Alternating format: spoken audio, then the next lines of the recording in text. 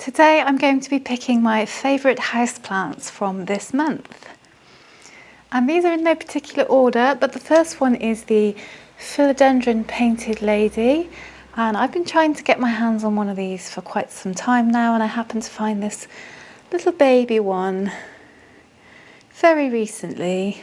And yeah, I'm just really happy to have it. And obviously it's quite a juvenile form at the moment, but the idea is to grow it. So fingers crossed.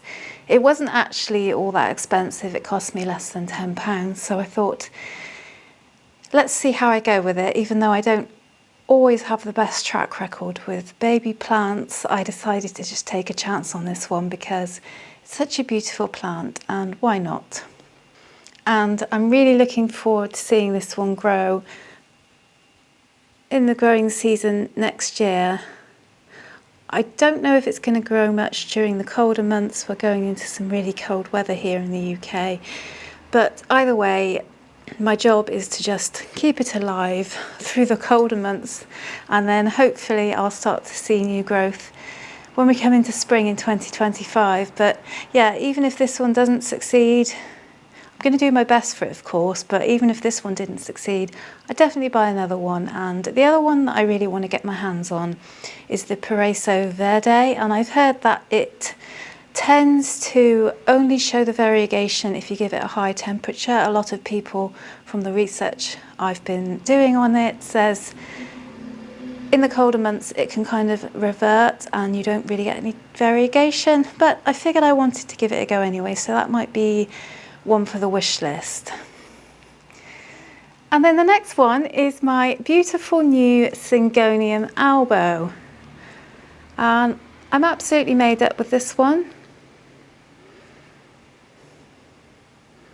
I'm looking forward to seeing what it does, how it grows, what kind of variegation it gives, because I've done quite a lot of research on this one too, and a lot of people saying you have to cut it back now and then because it tends to revert, so you have to kind of cut the green foliage back to get the variegation back. So I am prepared for that, and yeah, I figured if I have some just pure green cuttings, I'll just have lots of green syngoniums as well, so I really don't have a problem with that.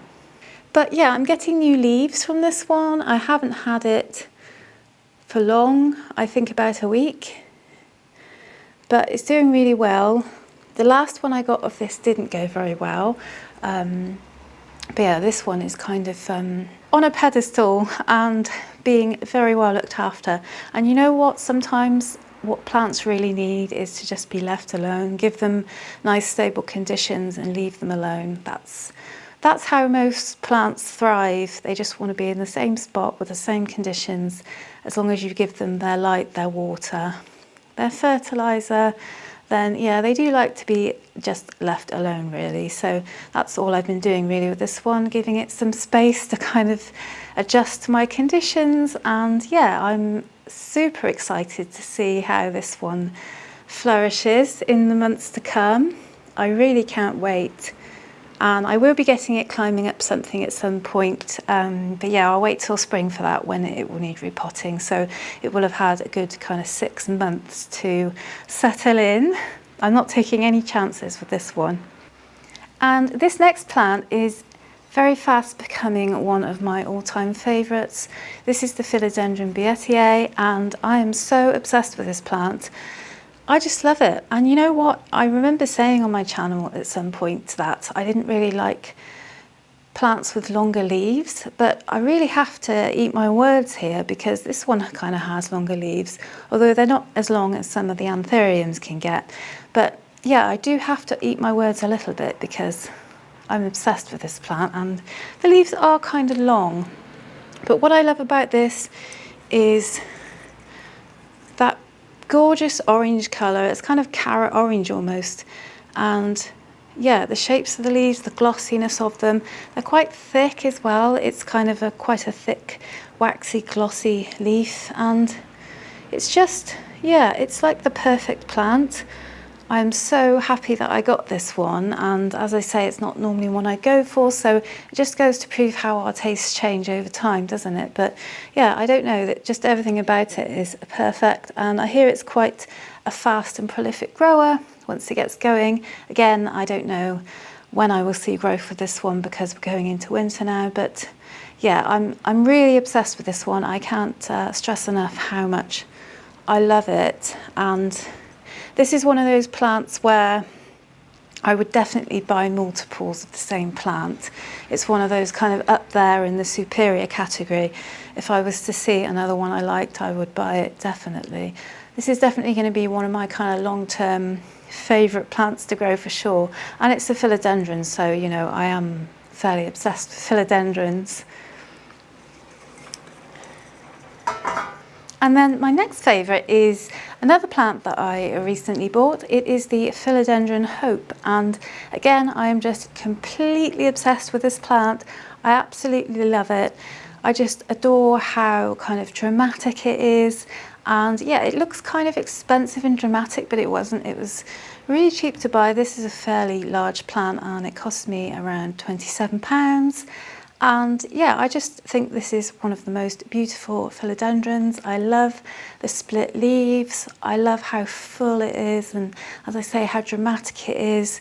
This is definitely, again, going to be one of my top favourite plants. I just know I get a feeling in my water when a plant is kind of up there in the superior category.